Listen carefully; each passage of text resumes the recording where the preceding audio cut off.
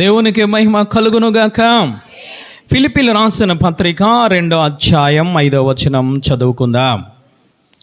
ఫిలిప్పీలు రాసిన పత్రిక 2వ అధ్యాయం 5వ వచనం చదువుకుందాం. క్రీస్తు యేసునకు కలిగిన ఈ మనస్సు మీరును కలిగి ఉండాలి.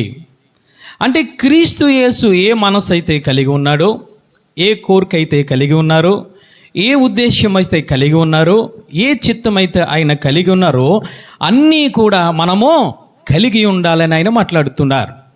ఏమిటి దేవుని యొక్క మొట్టమొదటి ఉద్దేశం అయ్యానంటే, నరుని సృజించాడు. నరుని సృజించి మట్టితో ఆయన రూపంలో, ఆయన స్వరూపంలోనికి మట్టితో నిర్మించి నాసికా రంధ్రములో జీవవాయువునే ఊదాడు. ఊదిన తర్వాత ఒంటరిగా ఉండడం మంచిది కాదని చెప్పి ఒక గాఢ నిద్రను కలుగజేసి పక్కటెముకను తీసి యొక్క అవ్వను పేరు పెట్టి ఇద్దరిని దేవాతి దేవుడు అంటూ ఉన్నారు. మీరు ఫలించండి, అభివృద్ధి చెందండి అని చెప్తూ మీరు నాతో సహవాసము చెయ్యండి అని ఆయన మాట్లాడుతున్నారు. అంటే ఆయన ఉద్దేశము ఏమిటనంటే, కుటుంబాలుగా నీవు దేవుణ్ణి ఆరాధించాలని, కుటుంబాలుగా దేవుని యొక్క వాక్యము వినాలని, కుటుంబాలుగా ఆత్మతో సత్యముతో ఆయనను ఆరాధించాలని ఆయన దేవుని మనసు. చప్పట్లు కొట్టి దేవాతి దేవుని స్తుతిద్దాం. హల్లెలూయా. ఈరోజు ఆయన ఉద్దేశము, ఈరోజు ఆయన యొక్క కోరిక, ఈరోజు ఆయన యొక్క చిత్తము ప్రకారముగా ఈరోజు మనం జీవిస్తున్నామా? అందుకే ఫిలిప్పీలు రాసిన పత్రికలో అపోస్తలుడైన పౌలు గారు మాట్లాడుతున్నారు, క్రీస్తు యేసుకు కలిగిన మనసు మీరు కలిగి ఉండండి అని మాట్లాడుతున్నారు. ఈరోజు మనము మన బిడ్డల పట్ల అనేక రకాల మనసులు కలిగి ఉంటాం. పుట్టిన వెంటనే ఆ బిడ్డ ఎదగాలని, ఎదిగిన తర్వాత విద్యాభ్యాసం చేయాలని, ఉన్నతమైన ఉద్యోగంలో ఉండాలని, చక్కటి వివాహము జరగాలని, పిల్లలు కనాలని, సుఖ సంతోషాలతో ఉండాలని, రకరకాల ఆస్తులన్నీ కూడా కూడబెట్టి ఒక ఆలోచనలో మనము కలిగి ఉంటాం, ఒక ఉద్దేశంలో కలిగి ఉంటాం, ఒక కోరిక మనము కలిగి ఉంటాం. ఈరోజు దేవుడు అదే విధముగా మనుషులను సృష్టించిన తర్వాత ఆయన ఏమంటూ ఉన్నారు తెలుసా? నాకు కలిగిన మనస్సు మీరు కలిగి ఉండాలి. హల్లెలూయా. నా చిత్తం ఏంటో మీరు తెలుసుకోవాలి, నా కోరిక ఏమిటో మీరు తెలుసుకోవాలి, నేను ఇచ్చిన మహిమను మీరు పొందుకోవాలని ఆయన మాట్లాడుతున్నారు. దావీదు నా చిత్తాను సారుడు. చిత్తము అనగా మనస్సు. అంటే దావీదు దేవుని దృష్టికి ఏ విధముగా కనబడుతున్నాడు అయ్యానంటే, దేవుని మనసులో ఏదైతే ఉన్నదో అదే దావీదు మనసులో ఉన్నది. హల్లెలూయా. తర్వాత అబ్రహాము దేవుడు అంటూ ఉన్నాడు, అబ్రహాము నువ్వు విశ్వాసములకు నువ్వు తండ్రివి. అంటే దేవుని యొక్క మనసును ఎరిగినాడు. ఎవరైనంటే అబ్రహాము గారు. శారా నువ్వు అనేక జన్మలకు తల్లవి. అంటే దేవుని ఉద్దేశము, దేవుని మనసులో ఏదైతే ఉన్నదో దావీదుకు అర్థమైంది, అబ్రహాముకు అర్థమైంది, ఆ శారాకు అర్థమైంది. దానియేలు అంటున్నాడు దేవుడు, దానియేలు ఇప్పుడు నుంచి నువ్వు నాకు బహు ప్రియుడు. హల్లెలూయా. దానియేలు యొక్క ఆ మనసుకు, దేవుని మనసులో ఏముందో దానియేలుకు అర్థమైంది. చప్పట్లు కొట్టి దేవాతి దేవుని స్తుతిద్దాం. హల్లెలూయా. ఈరోజు నీకు అర్థమవుతుందా దేవుని మనసు? దేవుని మనసు నీకు అర్థమవుతుందా? దేవుడు అంటున్నారు, నీ వల్ల నీ పొరుగు వారిని ప్రేమించు. నీ పొరుగు వారికి ఆహారం ఉంటే ఆహారము, నీ దగ్గర ఆహారం ఉంటే ఆహారం పెట్టు, వస్త్రము లేకపోతే వస్త్రములు ఇవి, వారిని ప్రేమించు, వారి సంఘానికి నడిపించు, ఇదిగో నా సన్నిధానముగా నడిపించు. ఆయన దేవుని యొక్క మనస్సు అదే. ఈరోజు ఎటువంటి మనసు మనము కలిగి ఉంటున్నాం? అందుకే అపోస్తలుడైన పౌలు గారు అంటూ ఉన్నారు, మీరు క్రీస్తు కలిగిన మనసు మీరు కలిగి ఉండండి. హల్లెలూయా. ఏమిటి క్రీస్తుకు కలిగిన మనసు అయ్యానంటే, మత్తయి సువార్త మొట్టమొదటి 11వ అధ్యాయం 29వ వచనము చదవండి తల్లి. ఏంటి క్రీస్తుకు కలిగిన మొట్టమొదటి మనసు ఆయన మాట్లాడుతున్నారు? నేను సాత్వికుడను, దేన మనసు గలవాడను గనుక మీ మీద నా కాడిని ఎత్తుకుని నా యొద్ద నేర్చుకొనుడి. అప్పుడు మీ ప్రాణమునకు విశ్రాంతి దొరుకును. ఏలయనగా నా కాడి సులువుగాను తేలికగాను ఉన్నది. చప్పట్లు కూడా దేవాది దేవుని స్తుతిద్దాం. హల్లెలూయా. ఆయనకు కలిగిన మనసు ఏమిటనంటే, ఆయన కాడిని నీవు ఎత్తుకోవాలి. ఆయన కాడిని ఎత్తుకునేటప్పుడు ఈరోజు మనం అనుకుంటున్నాము చాలా బరువేమో అనుకుంటున్నాం. కృష్ణవేణి గత వారంలో సాక్ష్యం చెప్పింది.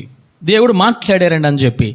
ఏమిటయ్యానంటే అనే ఎత్తైన పర్వతము ఒకటి ఉందట. ఎత్తైన పర్వతము మన సంఘ సభ్యులందరూ వెళ్తూ ఉన్నారు.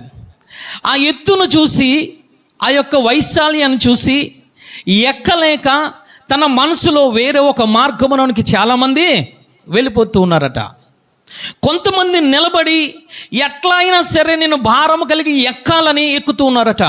ఎక్కుతుంటే ఆ ఎత్తైన పర్వతము బంగారు భవనముగా మారిపోతుందట. చప్పట్లు కొట్టి దేవాది దేవుని స్తుతిద్దాం. హల్లెలూయా.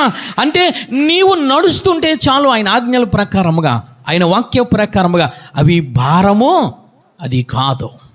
నేను రక్షింపబడినకు ముందు అయ్యో అబద్ధాలు ఆడాలా, అయ్యో లోకాన్ని జయించాలా, అయ్యో ఈ శరీరాశ నేత్రాశ జీవడమని జయించి నేను ఎలా బ్రతకగలను, ఇవి భారమైనవి కదా, ఏ విధంగా జీవించాలనుకునేవాడిని. కానీ ఎప్పుడైతే దేవుడు నాతో మాట్లాడారో, కరుణలో నాతో మాట్లాడి నన్ను అభిషేకించారో, ఇవన్నీ భారం అంతా పోయింది. ఆయన కాడి సులువుగా ఉన్నది. చప్పట్లు కూడా దేవాది దేవుని స్తుతిద్దాం. హల్లెలూయా. ఈరోజు నేను అనుకుంటూ ఉన్నాను, ఆయన కాడి భారమైనది కాదు, ఆయన కాడి సులువైనది. ఎందుకయ్యా తెలుసా? నీవు మోస్తున్నావు నువ్వు అనుకుంటావు, కానీ మోసేది మాత్రము ఆయనే. హల్లెలూయా. నడిపించేది మాత్రము ఆయనే. ఆయన ఉద్దేశం ఏమిటి? మొట్టమొదట అయ్యానంటే సిలువ అనే కాడిని నువ్వు ఎత్తుకోవాలి. అందుకే అపోస్తుల కార్యాలు 17:30 ఆయన మాట్లాడుతున్నారు. ఒకసారి చూడండి తల్లి, ఏమిటి ఆయన ఉద్దేశం, ఏమిటి ఆయన కాడి ఆయన మాట్లాడుతున్నారు. అజ్ఞాన కాలంలో దేవుడు చూచి చూడనట్లు ఉండెను, ఇప్పుడైతే అంతటా అందరూ మారు మనసు పొందవల్లని నియమించిన మనుష్యుని చేత అనుసరించి భూలోకమునకు తీర్పు తీర్చబోయే ఒక దినము నిర్ణయించబడి ఉన్నాడు. మృతుల నుండి ఆయన లేపినందున దీన్ని నమ్ముట అందరికీ ఆధారము కలుగ చేస్తోంది. అంటే అజ్ఞాన కాలం ఉందంటే పాత నిబంధన గ్రంథములో ఆయన చూసి చూడనట్టు వెళ్ళిపోయాడు. కానీ ఇప్పుడు అంతటా అందరూ కూడా మారు మనసు పొందాలట. చప్పట్లు కూడా దేవాది దేవుని స్తుతిద్దాం. హల్లెలూయా. నీ కుటుంబంలో ఎవరు ఉన్నారు? నీ భర్త, నీ పిల్లలు, నీ మనమల్లో అందరూ ఉంటూ ఉన్నారు. అందరూ కూడా ఏమి పొందాలి అనంటే ఆయన కాడిని ఎత్తుకొని నువ్వు మారు మనసు పొందాలి. కాడి అనగా వాక్యం, ఆయన కాడి నువ్వు ఎత్తుకోవడం అనగా మారు మనసు పొందడం. ఆయన అంటూ ఉన్నారు, పూర్వము అజ్ఞాన కాలంలో నేను చూసి చూడనట్టు పోయా, కానీ ఇప్పుడు నేను చూసి చూడనట్టు పోను. అంతటా అందరూ మారు మనసు పొందాలి, పొందకపోతే నిత్య శిక్ష. దేవుడు మాట్లాడుతున్నాడు. మొట్టమొదట ఆయన ఉద్దేశం ఏమిటి? ఆయన యొక్క కాడి నువ్వు మొయ్యాలి. ఏమి మొయ్యాలి తెలుసా? అంతటా అందరూ మారు మనసు పొందే విధముగా నువ్వు కాడిని మొయ్యాలి. అజ్ఞాన కాలంలో చూసి చూడకుండా వదిలేసాడు ఆయన. ఎందుకు?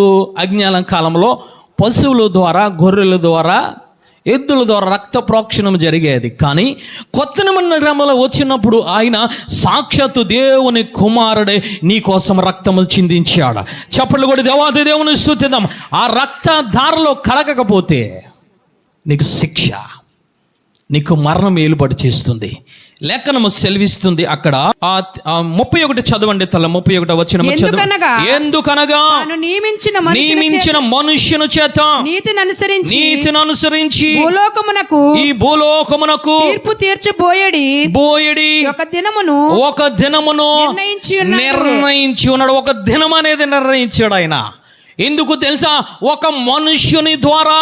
ఎవరు మనుష్యుడైనంటే నీ కోసం ప్రాణం పెట్టిన ఆ శరీర రూపముగా వచ్చిన యేసయ్య నీ కోసం తీర్పు తీరుస్తాడు.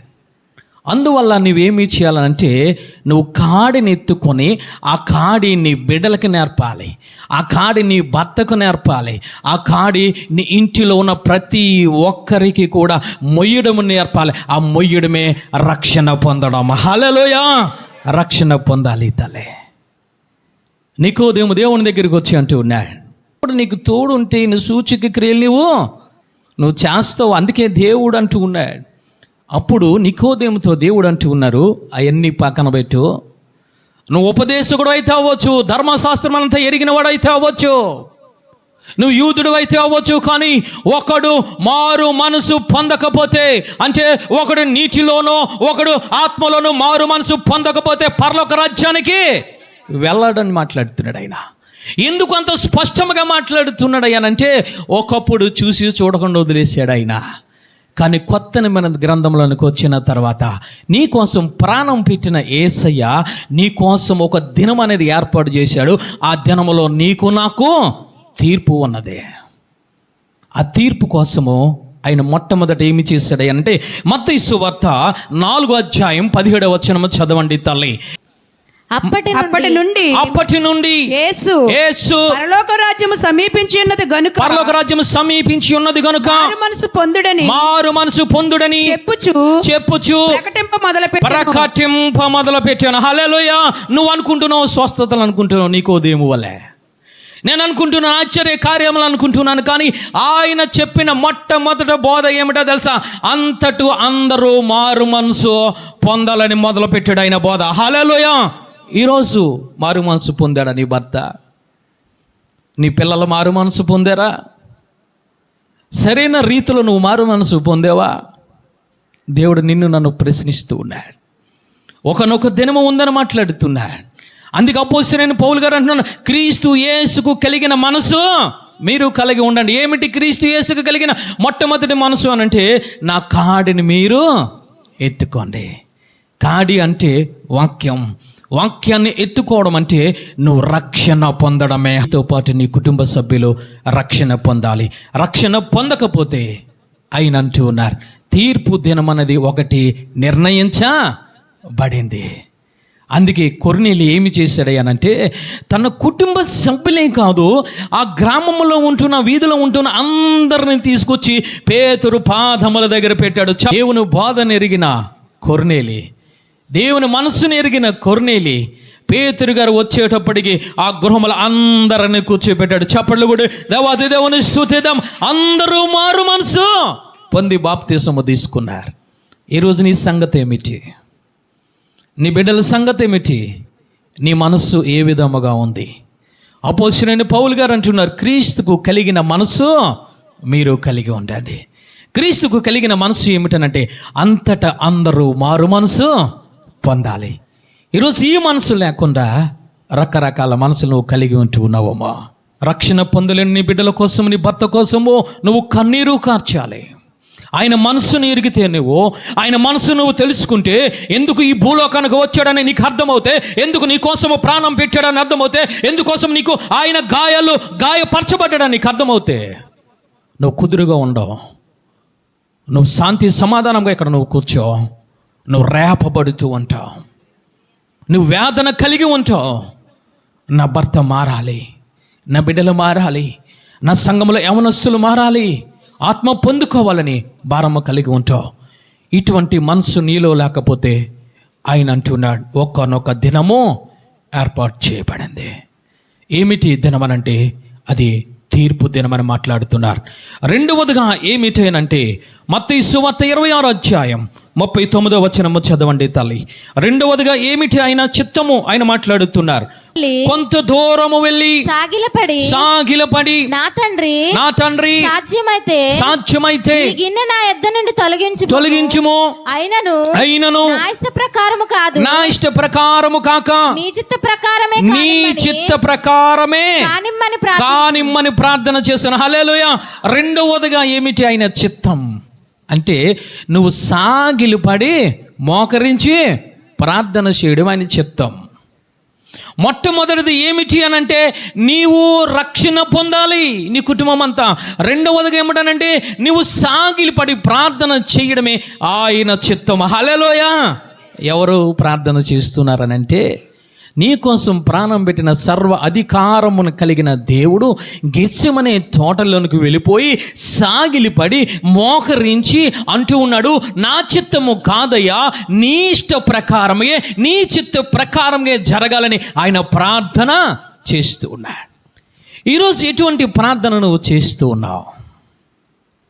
ఎటువంటి ప్రార్థనను చేయగలుగుతున్నావు?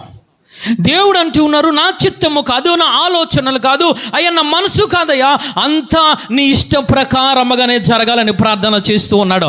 హల్లెలూయా. ఏ విధముగా ప్రార్థన చేస్తున్నా? ఆయనంట సాగిలపడి ప్రార్థన చేస్తున్నాడు. ఈరోజు నువ్వు దేనికోసం ప్రార్థన చేస్తున్నావు? ఏ విధముగా ప్రార్థన చేస్తున్నావు? దేవుని చిత్తానుసారంగా నువ్వు ప్రార్థన చేయగలుగుతున్నావా? సాగిలపడి ప్రార్థన చేయగలుగుతున్నావా? ఆయన ప్రార్థన చేయడానికి ఆయనకి ఏం అవసరం? ఆయన దేవుని కుమారుడు కదా, శక్తి కలిగి ఉన్నాడు, బలము కలిగి ఉన్నాడు కదా. ఒక్క నోటి మాట చేత ఈ సూర్యుని, చంద్రుని, లోకమును, నిన్ను నన్ను సృజించినవాడు కదా. ఎందుకు ప్రార్థన చేస్తున్నారంటే నీవు ఆ విధముగా దేవుని చిత్తములో నిరంతరము ప్రార్థన చేయాలని. చేస్తున్నావా? లూకా సువార్త 18:1 తీయొద్దుగా ఆయన మాట్లాడుతున్నాడు. విసుగుగా నిత్యము ఎడతెగక ప్రార్థన చేయాలని నేను ఈ ఉపమానము చెప్పుచున్నాను. అంటే ప్రార్థన చేయడం ఏమిటనండి? ఆయన ఆజ్ఞ. నువ్వు 10 ఆజ్ఞలు అనుకుంటున్నావు, ఆయన ఈరోజు నీతో మాట్లాడుతున్నాడు అంటే ఎడతెగక నిత్యము ఆయన చిత్తములో సాగిలపడి ప్రార్థన చేయడము ఆయన చిత్తము. చప్పట్లు కూడా దేవాది దేవుని స్తుతిద్దాం. ఆయన ఆజ్ఞ, ఆయన ఆజ్ఞను ధిక్కరిస్తున్నావు. నీకు ఖాళీగా ఉంటే మోకరిస్తున్నావు, నీకు ఖాళీగా ఉంటే నిలబడి ప్రార్థన చేస్తున్నావు. కానీ దేవుడు ఏ విధముగా ప్రార్థన చేశాడంటే సాగిలపడి ప్రార్థన చేశాడు. హల్లెలూయా! అది ఆయన చిత్తం. నా ఉద్దేశం కాదు, నా కోరికే కాదు అయ్యా, అంతా నీ ఇష్ట ప్రకారముగా ఆ విధముగా నువ్వు ప్రార్థన చేయడం ఆయన చిత్తము తల్లి. అబ్రహాము 100 సంవత్సరములో ఏమి చేస్తున్నాడో తెలుసా? దేవుడు వస్తే నేల మట్టుకు సాష్టాంగపడి ప్రార్థన చేశాడు. హల్లెలూయా! ఈరోజు దేనికోసం ప్రార్థన చేస్తున్నావు? దేనికోసము ప్రార్థన చేయాలి? యేసయ్య దేనికోసం ప్రార్థన చేశారో తెలుసా? అయ్యా, ఈ పాప భారమును నేను భరించాలి, నాకు శక్తిని బలమును దయచేయి ప్రభా. దాని అర్థం ఏమిటో తెలుసా? నశించిపోతున్న వారి కోసము ప్రార్థన చేస్తున్నాడు ఆయన. అబ్రహాము చేసింది అదే. ఎందుకు సాగిల పడుతున్నాడయ్యానంటే సొదొమ గొమొరలో అతను బంధువు ఉన్నాడు, సొదొమ గొమొరలో లోతు ఉన్నాడు, నశించిపోతున్నాడు, అగ్ని గంధకములు కొరవబోతున్నాయని తెలిసిన వెంటనే దేవుని దగ్గర సాష్టాంగపడి దేవునికి ప్రార్థన చేస్తూ ఉన్నాడు. దేవుని చిత్తములో ప్రార్థన అది. ఈ విధంగా నువ్వు ప్రార్థన చేస్తున్నావు. నాకు ఇంకా ఆరోగ్యం కావాలి, ఇంకా ఆయుష్ పొడిగించు, ఇంకా ధనమునయ్యే, నా బిడ్డలను దీవించి అని వ్యర్థమైన ప్రార్థనలు చేస్తున్నావమ్మా. ఇప్పుడు ఎవరు ఎక్కడ ఆ విధముగా ప్రార్థన చేయలేదు. ఈ విధముగా ప్రార్థన చేస్తున్నావు. ఆయన ప్రార్థన చేసేటంటున్నారు, మొదట నా నీతిని, రాజ్యమును వెతకండి. వెతికితే ఈ భూమి మీద ఉన్న వాటిని నీకు దేవుడు ఇస్తే, ఇది మర్చిపోతున్నాం మనం. నీ ఇష్టానుసారంగా ప్రార్థన చేస్తున్నావు, నీ చిత్తంలో ప్రార్థన చేస్తున్నావు, నీకు కోరిక విధముగా నువ్వు ప్రార్థన చేస్తున్నావు. దేవుడు ఈరోజు నీతో నాతో మాట్లాడుతున్నాడు. ఆయన ఏమిటి ఆయన చిత్తం, ఏమిటి ఆయన మనస్సు? రెండవదిగా అంటూ ఉన్నాడు, నీ చిత్త ప్రకారంగా నేను ప్రార్థన చేస్తున్నాను. ఈరోజు నువ్వు సాగిల పడగలుగుతున్నావా తల్లి? సాగిలపడి మనము ప్రార్థన చేస్తున్నామా? లూదియా ఏ విధముగా ప్రార్థన చేస్తుందో తెలుసా? తాను రక్షింపబడింది, అయ్యా నా గృహానికి నువ్వు వస్తావా రావా? అపోస్తలుడైన పౌలు గారిని వేడుకుంటుంది. షునుమిరేని ఘనురాలు, అయ్యా నా ఇంటికి వస్తావా రావా? మార్త అంటుంది, ఆ బేతనియ గ్రామంలో ఉన్న మార్త మరియలు అంటున్నారు, అయ్యా నువ్వు గ్రామంలోకి వచ్చావు, మా గృహంలోనికి వస్తావా రావా? ప్రార్థన, ప్రార్థన. మరియ చేస్తుంది ప్రార్థన. నా యొక్క సహోదరుడు చనిపోయాడు, నీవి ఇక్కడ ఉంటే అని పాదముల మీద పడి ప్రార్థన చేస్తుంది. తన సహోదరుడు మరలా బ్రతకాలి, పాపములు ఉండి ఇదిగో నీ సన్నిధానంలోనికి రాక మరణించాడు కాబట్టి, మరణిస్తే నరకానికి వెళ్ళిపోతాడు కాబట్టి, ఇదిగో నువ్వు వచ్చావు, సచ్చుడువైన దేవుడు మరలా నువ్వు బ్రతికిస్తావు, బ్రతికించిన తర్వాత మారు మనసు పొంది నీ పక్కన కూర్చుని ఉంటాడని చెప్పి ఆమె విశ్వసించి ప్రార్థన చేస్తుంది. దేనికోసం ప్రార్థన చేస్తున్నావు? మొట్టమొదటిది ఆయన కాడిని నువ్వు మొయ్యాలి. కాడి అనగా రక్షణ పొందాలి నీవు, నీ కుటుంబం. రెండవదిగా ఆయన చిత్తములో నువ్వు ప్రార్థన చేయాలి. మూడవదిగా ఒకసారి మనము చూద్దాం. లేవికాండము 20:26 చదవండి తల్లి. మీరు నాకు పరిశుద్ధులై ఉండవలెను యెహోవా అను నేను పరిశుద్ధుడను. మీరు నా వారై ఉండునట్లు అన్యజనుల నుండి మిమ్మల్ని వేరుపరిచాను అంటే ఆయన అంటున్నారు. మూడవదిగా నేను పరిశుద్ధును కాబట్టి మీరు పరిశుద్ధముగా ఉండండి. ఆయన మనస్సు తల్లి అది, ఆయన ఉద్దేశం అది. ఆయన కోరికే అది. మూడవదిగా మాట్లాడుతున్నారు, నేను పరిశుద్ధుని కాబట్టి. మూడవదిగా ఆయన కోరికను నీతో చెప్తున్నారు, ఆయన ఆశను నీతో చెప్తున్నారు. ఏమిటనంటే నేను పరిశుద్ధుని కాబట్టి మీరు కూడా పరిశుద్ధముగా ఉండండి. పరిశుద్ధంగా ఉండడానికి ఆయన ఏమి చేశారు అనంటే నీ కోసము రక్తమును చిందించి నేను ఐగుప్తులోను విడిచిపెట్టలేదు. ఐగుప్తు నుంచి నేనేమి చేశారో తెలుసా? ఆ కానానులోనికి నడిపిస్తూ ఉన్నారు. హల్లెలూయా! నేను పరిశుద్ధపరచడానికి ఆయన వేరుపరిచారు. అంటే ఒకసారి చూద్దాం. ఎఫెసీయులు రాసిన పత్రిక 4:22 చదవండి తల్లి. కావున మునుపటి ప్రవర్తన విషయంలోనైతే మోసకరమైన దురాశ వలన చెడిపోవు ప్రాచీన స్వభావమును చదువమా మీ చిత్తవృత్తి యందు నూతన పరచబడిన వారై నీతియు యథార్థమైన భక్తియు గలవారై దేవుని పోలికగా సృష్టింపబడిన నవీన స్వభావమును ధరించుకొనవలెను. హల్లెలూయా! నిన్ను పరిశుద్ధపరుస్తున్నాడు ఆయన. ఏ విధముగా తెలుసా? ఒకప్పుడు నువ్వు ప్రాచీన స్వభావం కలిగి ఉన్నావు. ఏమిటి ఈ ప్రాచీన స్వభావం అంటే? దురాశ. ఏమిటి ఈ ప్రాచీన స్వభావం అయ్యానంటే ఆయన అంటూ ఉన్నారు, మోసకరమైన దురాశ. నీవు మోసకరమైన దురాశలో ఉన్నావు కాబట్టి నేను వచ్చిన తర్వాత నిన్ను ఏ విధముగా చేశానంటే ఒక భక్తి పరుడుగా నిన్ను చేర్చాను, ఒక భక్తి పరుడుగా నిన్ను తీర్చిదిద్దాను. ఏ విధముగా తెలుసా? ఒక నీతిని నీలో అనుగ్రహించాను, నా నీతిని మీలో పెట్టాను. కాబట్టి ఆ నీతి ద్వారా, యథార్థమైన ప్రవర్తన ద్వారా మీరు భక్తి కలిగి ఉండాలని మీకు నవీన స్వభావాన్ని మీకు ఇచ్చాను. చప్పట్లు కొట్టి దేవాది దేవుని స్తుతిద్దాం. హల్లెలూయా! అంటే నీవు ప్రాచీన స్వభావమును విడిచిపెట్టి ఆ యొక్క ప్రాచీన స్వభావాన్ని విడిచిపెట్టి నవీన స్వభావం అంటే కొత్త స్వభావం నీవు ధరించుకోవాలి. అది ఆయన కోరుకునేది. అందుకని అంటూ ఉన్నారు, నేను నిన్న నేడు నిరంతరం ఎప్పుడు ఏకరీతిగా ఉంటూ ఉన్నాను, నేను ఎప్పుడు పరిశుద్ధుడిగా ఉంటున్నాను. అటువంటి పరిశుద్ధతలో మీరు ఉండాలని నేను కోరుకుంటూ ఉన్నానని ఆయన కోరిక నీతో చెప్తున్నారు. హల్లెలూయా! ఏ కోరిక నువ్వు కలిగి ఉన్నావు? ఇంకా ప్రాచీన స్వభావములను ఉంటూ ఉన్నావా? అక్రమము, అన్యాయము, ఆ దురాశలు, ఆ శరీరస నేత్రస జీవపు డమ్మని ఇంకా ప్రేమించడంలో ఉంటూ ఉన్నావేమో. జాగ్రత్త.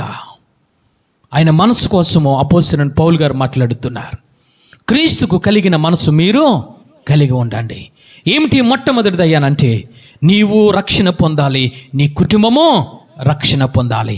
రెండవదిగా అని అంటూ ఉన్నారు, ఏమిటనంటే ఆయన చిత్తములో సాగిలిపడి నిరంతరము నిత్యము ప్రార్థన చేయాలి. నువ్వు ప్రార్థన చేస్తున్న నీవు రూపాంతరములోనికి రావాలి. చప్పట్లు కొట్టే దేవాది దేవుని స్తుతిద్దాం. హల్లెలూయా!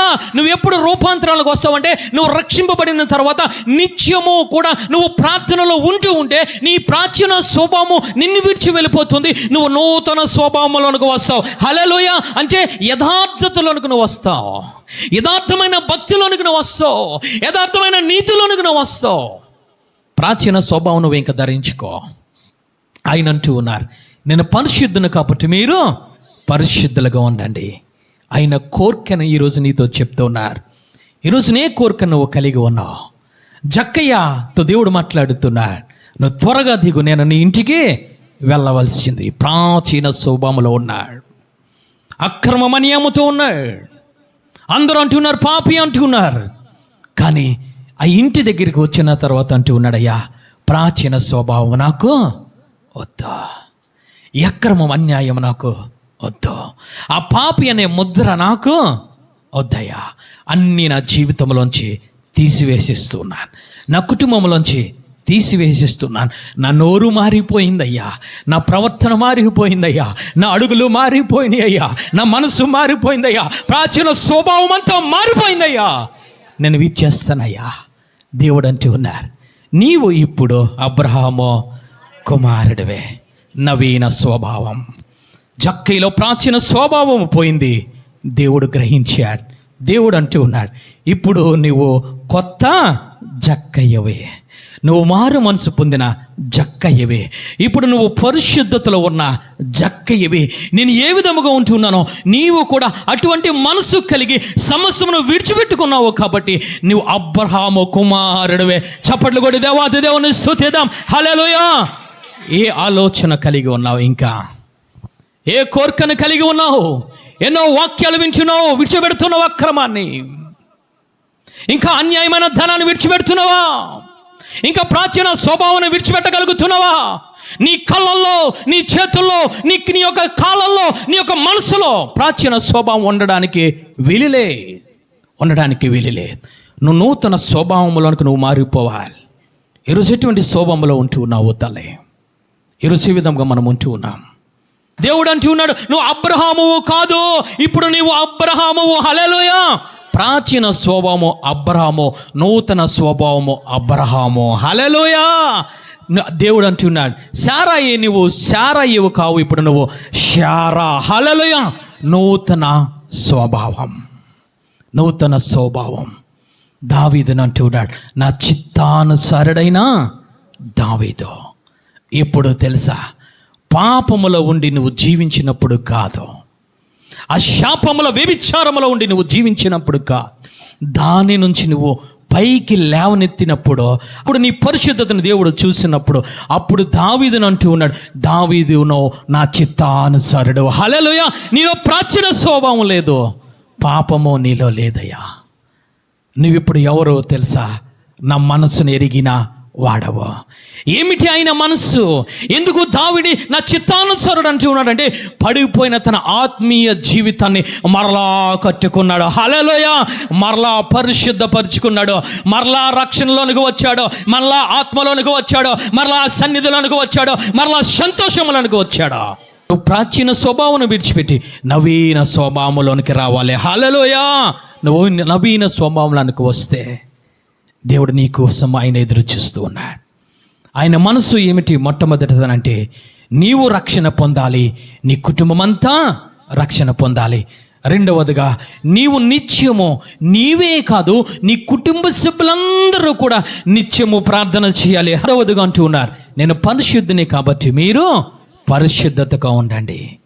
ఆయన మనస్సు అది, ఆయన చిత్తము అది. ఈరోజు ఆయన చిత్తంలో ఉంటూ ఉన్నవా? నాకు నేను పరిశుద్ధాన్ని హెచ్చించుకుంటున్నావమ్మా. జాగ్రత్త తల్లి.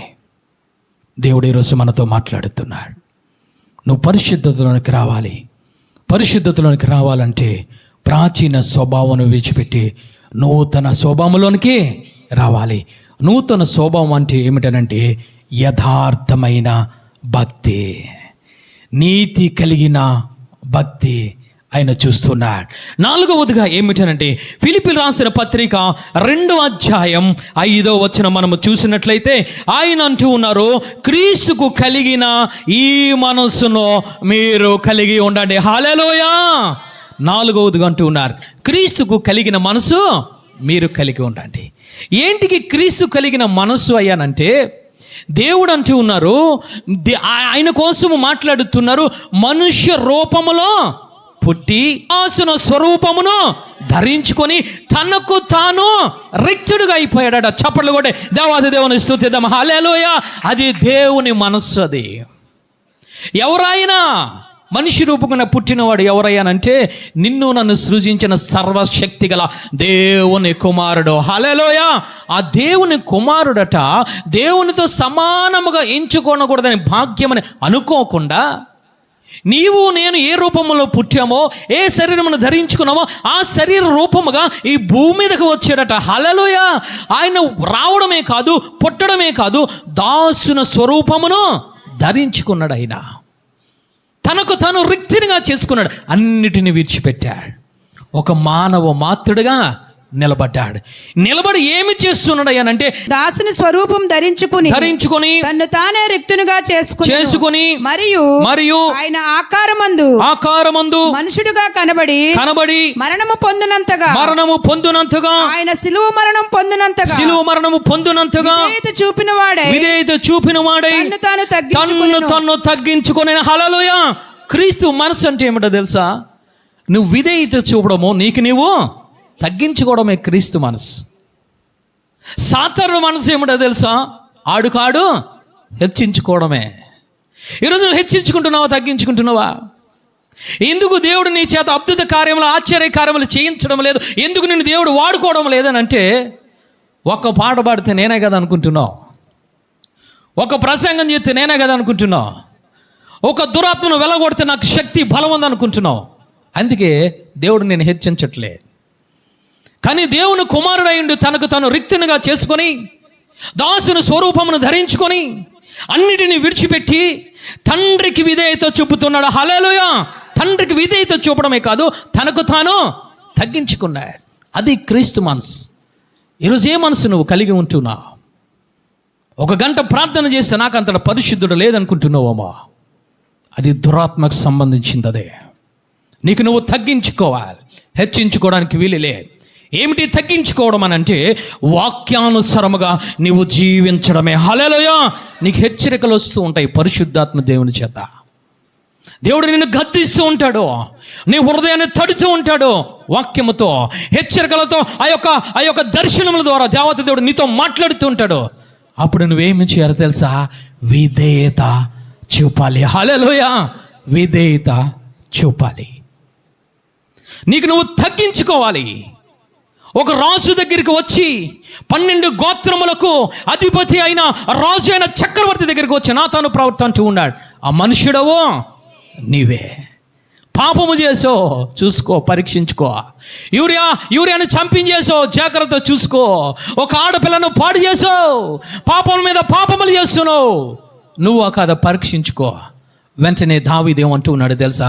ఆ పాపిని నేనే, ఆ పాపిని నేనే, ఆ దుర్మార్గం నేనే, ఆ పాపము చేసింది నేనే, ఆ యొక్క దుష్కార్యము దేవునికి వ్యతిరేకంగా దుష్కార్యము చేసింది నేనే. విధేయత చూపాడు, తనకు తాను నేల మట్టుకు తగ్గించుకున్నాడు. హల్లెలూయా! విధేయత అంటే తగ్గించుకోవడం అంటే దేవుని వాక్యం ఏదైతే మాట్లాడుతుందో దాని ప్రకారంగా నీ పాపములు ఒప్పుకొని విడిచిపెట్టడమే విధేయత. నువ్వు తగ్గించుకోవాలి. హిజ్కియా దగ్గరికి వచ్చి యెషయా మాట్లాడుతున్నాడు.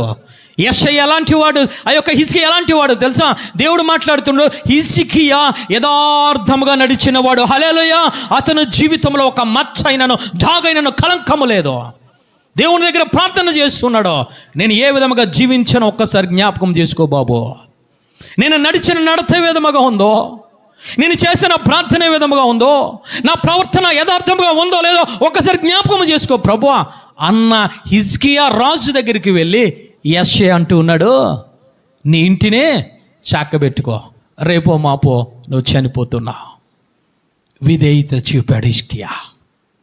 ఏంటి, నేను రాజునై ఉండి నేను యథార్థముగా ఉంటే, నేను కన్నీరు ప్రార్థన చేస్తూ ఉంటే, నేను ఆరోగ్యముగా ఉంటే చనిపోతావేంటి అని చెప్పి యెషయా మీద తిరగబడలే, యెషయా మీద కుట్ర చేయలే.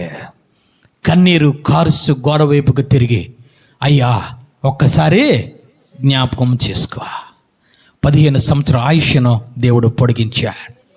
నువ్వు విధేయత చూపితే, నీకు నువ్వు తగ్గించుకుంటే దేవుడు దావీదుని నిలబెట్టినట్టు నిన్ను నిలబెడతాడు. హల్లెలూయా! హిజ్కియాకి ఆయుష్ను ఇచ్చినాడు దేవుడిని, ఆత్మీయ జీవితానికి ఆయుష్ను పొడిగించే దేవుడు తలే. ఏ విధముగా మనం అంటున్నాం. ఈరోజు దేవుని వాక్యము మాట్లాడుతుంటే నాకే కదా అని అనుకుంటున్నావా? నా బిడ్డలకే కదా అనుకుంటున్నావా? నా కోసమే యాజకులు మాట్లాడుతున్నారని నీకు నువ్వు విధేయత చూపకుండా అవిధేయతగా హెచ్చించుకుంటున్నావేమో, జాగ్రత్త. బైబిల్ గ్రంథంలో వచ్చానే ఒక రాజు తనకు తాను హెచ్చించుకోవడం మొదలుపెట్టారు. దోపార్తిని చేత పట్టుకొని మందసము ఎక్కి దేవునికి దోపార్థన చేస్తూ ఉన్నాడు, బలులు అర్పిస్తున్నాడు, ప్రార్థన చేస్తున్నాడు. 70 మంది బలమైన యాజకులు అడ్డుపడ్డారు. అయినా అడ్డును తొలగించుకుని బలిపీఠము ఎక్కేశాడు. వారు చెప్తూ ఉన్నారు, రాజా అది నీకు తగదు, రాజా అది నీకు తగదు. దేవుడు నిన్ను ఎందుకు నియమించాడో నీకు అర్థము కావడం లేదు. దేవుడు నిన్ను రాజ్యమునకు పరిపాలన చేయడానికి నియమించాడు, కానీ నువ్వు ధూపార్తి చేత పట్టుకొని మందసము దగ్గరికి ఎక్కడానికి వీలు లేదు రాజా. బోధించారు, వినలే, యాజకుల మాట వినలే. తనకు తాను హెచ్చించుకొని విధేయత లేక అవిధేయత కలిగి తగ్గించుకోవడం మానివేసి హెచ్చించి మందసము ఎక్కివేశారు. ఎక్కివేసిన తర్వాత నొసటన కుష్టి రోగం.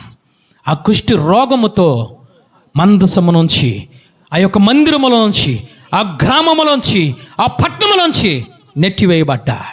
పాడైపోయిన ఆ యొక్క గృహములో చనిపోయే వరకు అక్కడే ఉన్నాడు. ఈరోజు ఈ విధముగా ఉంటున్నావు. హెచ్చించుకుంటున్నావా? తగ్గించుకుంటున్నావా? విధేయత చూపుతున్నావా? అవిధేయతను చూపుతున్నావా? తల్లి, దేవాతి దేవుడు అంటున్నారు, క్రీస్తుకు కలిగిన మనసు మీరు కలిగి ఉండండి. ఏమిటి క్రీస్తుకు కలిగిన మనసు అంటే? విధేయత చూడడం, తగ్గించుకోవడం. విధేయత నువ్వు చూపాలి. విధేయత నువ్వు చూపాలి. దేవుని మాటకు విధేయత నీకు నువ్వు తగ్గించుకోవాలి. దేవుణ్ణి నువ్వు అడగాలి. దేవుణ్ణి నువ్వు అడగాలి. దేవుడు అంటూ ఉన్నారు, ఏమిటి అంటే క్రీస్తుకు కలిగిన మనస్సు నీవు కలిగి ఉండాలి. ఏమిటి మనస్సు అయ్యానంటే, ఒకటి విధేయత నువ్వు చూపాలి. రెండవదిగా నీకు నీవు తగ్గించుకోవాలి. విధేయత చూపకపోతే, తగ్గించకపోతే దేవుడు అంటున్నారు, ఇదిగో ఒకటి అవిధేయత వల్ల ఈ భూలోకానికి పాపము వచ్చింది, ఒకని విధేయత వల్ల ఈ లోకమునకు రక్షణ వచ్చింది. హల్లెలూయా. ఈరోజు విధేయత చూపుతున్నావా? నీకు నువ్వు తగ్గించుకోగలుగుతున్నావా? ఓ తల్లి, తండ్రి, నీకు నువ్వు దేవుని వాక్యానికి విధేయత చూపి తగ్గించుకుంటే దేవుడు నీ బిడ్డలను రక్షించే దేవుడు. దేవుడు నీ బిడ్డలకు ఆత్మనిచ్చే దేవుడు. దేవుడు నీ బిడ్డల ఉన్నతమైన స్థానంలో నిలబెట్టే దేవుడు. తల్లి, నీకు నువ్వు తగ్గింపులోనికి రావాలి. నీకు నువ్వు తగ్గింపులోనికి రావాలి. దేవుడు మాట్లాడింది కొత్త సంవత్సరంలో అదే నాతో మాట్లాడుతున్నాడు. నేను నూతన మార్గంలోనికి నడిపించబోతున్నాను. నువ్వు ప్రతి విషయంలో నువ్వు తగ్గి ఉండాలి. నువ్వు తగ్గి ఉండాలి. నేను తగ్గాలి, నేల మట్టుకు తగ్గాలి, విధేయత చూపగలగాలి తల్లి. అందుకే దేవుడు అంటూ ఉన్నారు, క్రీస్తుకు కలిగిన మనస్సును మీరు కలిగి ఉండండి. విధేయత చూపండి. వాక్యానికి విధేయత చూపండి తల్లి. దేవుని మాటలకు విధేయత చూపండి. విధేయత చూపి నీకు నువ్వు తగ్గించుకుంటే ఆయన తగిన సమయమందు ఆయన హెచ్చించే దేవుడు. హల్లెలూయా. 5వదిగా చూద్దాం. చూడండి తల్లి, రోమాపత్రిక 3:3 చదవండి తల్లి. ఏ భేదమును లేదు, దేవుడు అనుగ్రహించి మహిమను పొందలేక పోవచ్చున్నారు. ఇది దేవుని యొక్క ఉద్దేశం. దేవుని యొక్క ఉద్దేశము ఏమిటేనంటే, ఆయన మహిమ నీవు నేను పొందుకోవాలి. మొట్టమొదటి ఆయన యొక్క మనసు ఏమిటనంటే, నీవు నీ కుటుంబం అంతా రక్షణ పొందాలి. రెండవది ఏమిటనంటే, ఆయన చిత్త ప్రకారంగా నిత్యము నీవు నీ కుటుంబం ఎడతెగకుండా ప్రార్థన చేయాలి. మూడవదిగా ఆయన కోరిక ఏమిటనంటే, నేను పరిశుద్ధుని కాబట్టి మీరు పరిశుద్ధముగా ఉండండి. 4వది ఏమిటనంటే, ఆయన మనస్సు ఏమిటనంటే, నీకు నీవు విధేయత చూపాలి, నీకు నీవు తగ్గించుకోవాలి. 5వదిగా ఆయన ఉద్దేశాన్ని ఈరోజు నీతో నాతో మాట్లాడుతున్నాడు. ఏమిటి ఆయన ఉద్దేశం అంటే, అనేక మంది ఏ భేదము లేదు, అందరూ పాపము చేసి నేను ఇవ్వవలసిన మహిమను పొందలేకపోతున్నారు. అంటే ఆయన ఉద్దేశము, ఆయన మనస్సు, ఆయన కోరిక, ఆయన చిత్తం ఏమిటనంటే, నీకు ఆయన మహిమ ఇవ్వబోతూ ఉన్నాడు. హల్లెలూయా. ఆయన అనుగ్రహించిన మహిమను నువ్వు పొందుకోవాలని ఆయన ఉద్దేశం కలిగి ఉన్నాడు.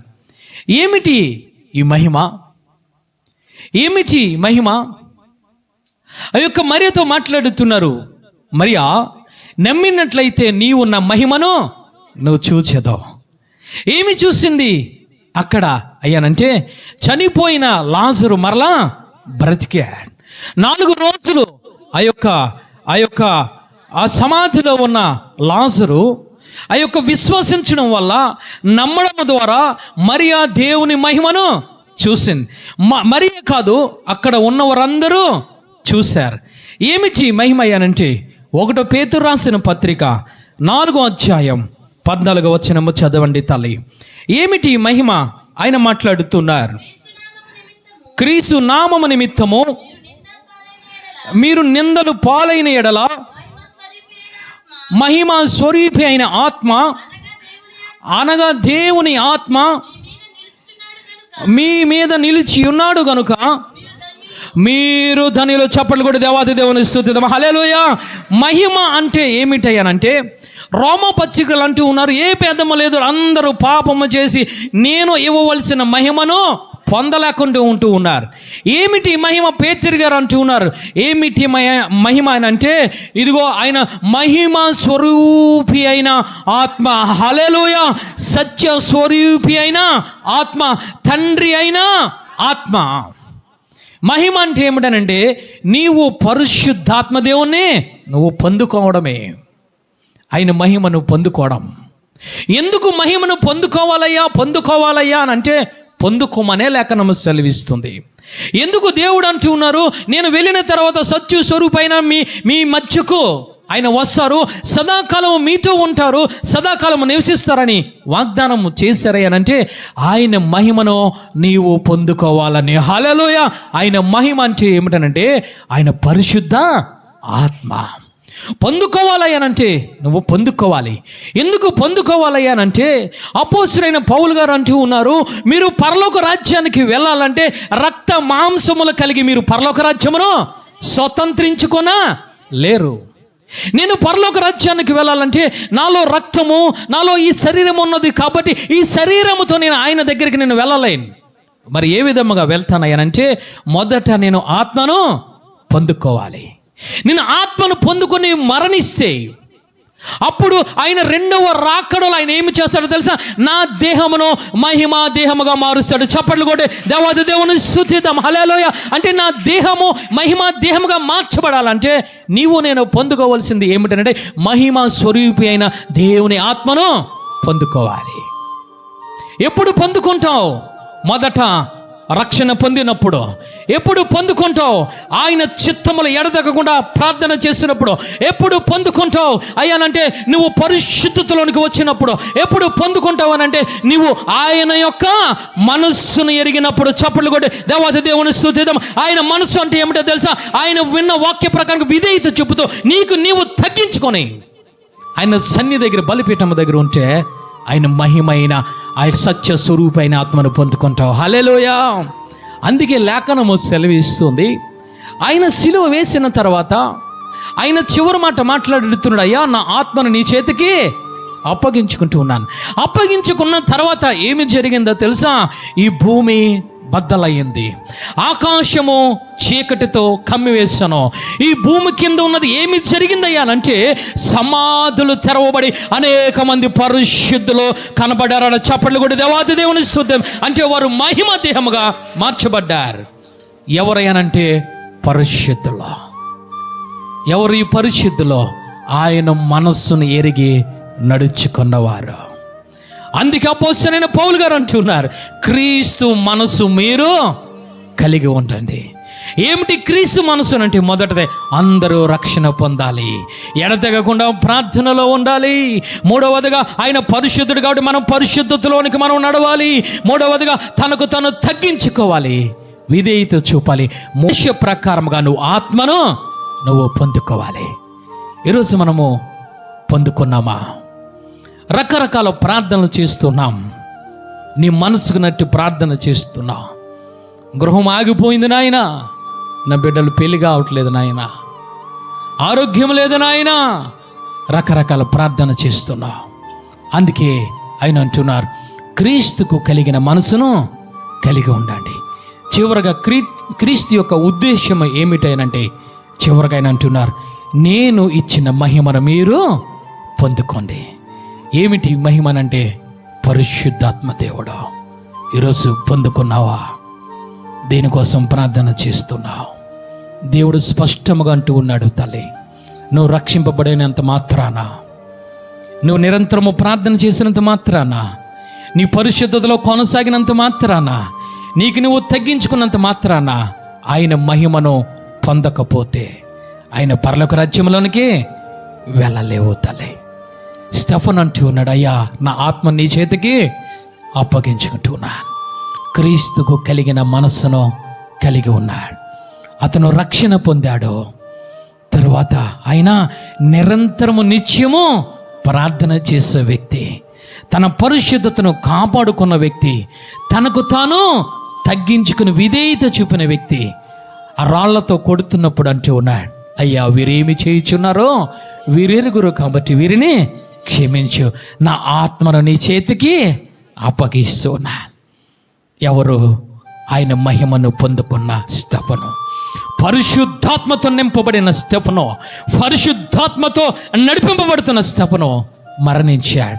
అతను దేహము ఏ విధముగా ఉందో తెలుసా? దేవుని లేఖనము సెలవిస్తుంది, దేవునిని అతను చూశాడట. హల్లెలూయా! ఎందుకు అంటే ఆయన నేత్రములు మహిమా నేత్రములుగా ఉన్నాయి, తీర్చబడ్డాయి. హల్లెలూయా! ఆయన దేహము మహిమా దేహముగా మార్చబడింది. అందుకే లేఖనము సెలవిస్తుంది, దేవుడు కుడి పార్శ్వమున నిలబడుట చూశాడు. ఆ యొక్క పరలోక రాజ్యము తెరవబడట చూశాడు. ఎప్పుడు తెలుసా? ఆయన మహిమను పొందుకున్నప్పుడు. ఆయన మహిమ అంటే ఏమిటైనంటే పరిశుద్ధాత్మ దేవుడు. ఇంకా నీకు నచ్చిన మనసు నువ్వు కలిగి ఉంటున్నావా తల్లి? నీకు నచ్చిన ప్రార్థన చేస్తున్నావా? నేనే పరిశుద్ధనని స్వనీతిని ఆధారము చేసుకొని ఈరోజు నీకు నువ్వు తగ్గించుకోకుండా ఈరోజు హెచ్చించుకొని దేవుడు ఇవ్వవలసిన మహిమను ఈరోజు నువ్వు కోల్పోతున్నావేమో.